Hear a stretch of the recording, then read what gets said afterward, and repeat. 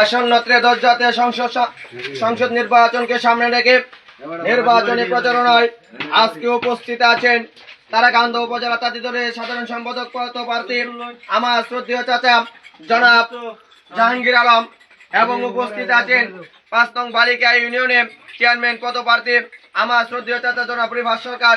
উপস্থিত আছেন তারাকান্দা উপজেলার অধীনস্থ ৫ নং বালিকা ইউনিয়ন বিএনপির কাউন্সিলর বৃন্দ। উপস্থিত আছেন অত্র মহল্লাবাসী।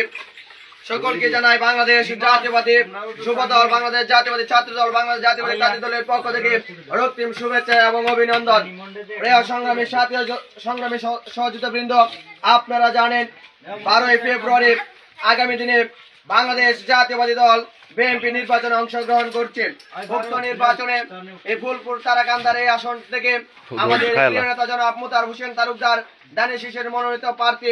সেই লক্ষ্যে কিভাবে দানিশ শীষের মনোনীত প্রার্থী জনাব মুতার হোসেন তালুকদারের হাতকে শক্তিশালী করা যায়, সেই আলোকে বাংলাদেশ জাতীয়বাদী তাঁতি দলের নেতা আমার শ্রদ্ধেয় চাচা জনাব জাহাঙ্গীর আলম আজকে নির্বাচনী প্রচারণায় অংশগ্রহণ করে এবং কি মাসকান্দা আমার নিজ গ্রাম মাসকান্দার কান্দাপাড়াতে তিনি হাতিয়াটি পা করে প্রতিটি ঘরে মা বোনদেরকে গিয়ে দানিশ শীষের পক্ষে ভোট দেওয়ার জন্য তিনি আকুতি বিনতি করে ভোট চাচ্ছেন এবং কি এভাবে জাতীয় নির্বাচনে বাংলাদেশ জাতীয়বাদী দল বিএনপিকে বিজয়ী করা যায়, জননেতা জনাব মুতার হোসেন তালুকদারের হাতকে শক্তিশালী করা যায়, সেই আলোকে তিনি আজকে কান্দাপাড়ার এই মহল্লাতে তিনি নির্বাচনী প্রচারণায় অংশগ্রহণ করেছেন এবং কি আজকের এই নির্বাচনী প্রচারণায় আমরা জনাব তারেক রহমান যে ৩১ দফা পেশ করেছে, সেই ৩১ দফা আমরা মা মাটি মানুষদের কাছে আমরা উত্থাপিত করছি এবং কি বাংলাদেশ জাতীয়বাদী দল বিএনপি যদি আগামী দিনে রাষ্ট্র ক্ষমতায় যায় এবং কি সাবেক ৩ বারের প্রধানমন্ত্রী দেশনেত্রী বেগম খালেদা জিয়ার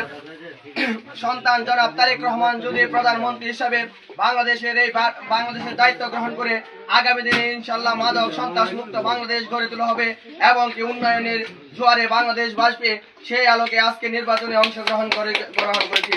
প্রিয় ভাইয়ের আমার, আপনারা লক্ষ্য করেছেন দীর্ঘ ১৭ বছর যে বাংলাদেশের জনগণের উপর দানব সরকার ছিল, তারা নামে মাত্র তারা উন্নয়ন বলেছে, কিন্তু বাস্তবে আমরা সেটি লক্ষ্য করি নাই। আজকে প্রত্যন্ত গ্রাম মাসকান্দার যে কান্দাপাড়া একটি মহল্লা, বিশাল একটা ভোটের ব্যাংক যাকে বলা যায়, অত্যন্ত এই মহল্লাতে কমপক্ষে ৫০০ ভোট রয়েছে। আমরা লক্ষ্য করেছি ১৭ বছর ক্ষমতা থাকা সত্ত্বেও এই এলাকায় এই মহল্লাতে আজ পর্যন্ত পায়ে হেঁটে যাওয়ার মতো কোনো রাস্তার ব্যবস্থা করে দেয়নি কোন সরকার। আগামী দিনে যদি বাংলাদেশ জাতীয়বাদী দল বিএনপি রাষ্ট্র ক্ষমতায় যায়, আমরা জনাব মুতার হোসেন তালুকদারের হাতে ধরে ইনশাআল্লাহ এই মহল্লাতে একটি রাস্তা করে দেওয়ার জন্য আমরা আগতি বিনতি করে আমরা একটি রাস্তা করে দেওয়ার জন্য জনাব মুতার হোসেন তালুকদারের কাছে আমরা আবদার রাখবো ইনশাআল্লাহ। এবং এই মহল্লাবাসীকে আমরা একটি কথাই বলতে চাই, জনাব মুতার হোসেন তালুকদার যদি মহান জাতীয় সংসদে যেতে পারে তবে মা মাটির পক্ষে কাজ করবে। যেমন আমাদের দেশনেত্রী বেগম খালেদা জিয়া তিনি কোন স্বৈরাচারের কাছে মাথা নত না করে বরং বারবার তিনি জেল জীবন বরণ করেছেন।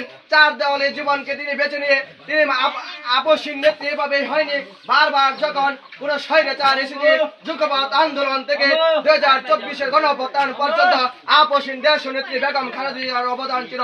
ঠিক তেমনি ভাবে আজকে জনাব তারেক রহমান এই ফুলপুর তারাকান্দার মাটিতে এমন একজন মানুষের হাতে দানের শীষের প্রার্থী হিসেবে যাকে প্রতীক দিয়েছেন, ঠিক তেমনি ভাবে রাজপথ থেকে বের ওঠা বাংলাদেশের নাগরিকের পক্ষে কাজ করার জন্য মুতার হোসেন তালুকদার তিনি প্রতিজ্ঞাবদ্ধ রয়েছেন। তিনি বলেছেন তিনি ভোটের মাধ্যমে নির্বাচিত হয়ে জনগণের এমপি হবেন, ঠিক তেমনি ভাবে জনগণের পক্ষে কাজ করবেন। প্রিয় ভাইয়ের আমার,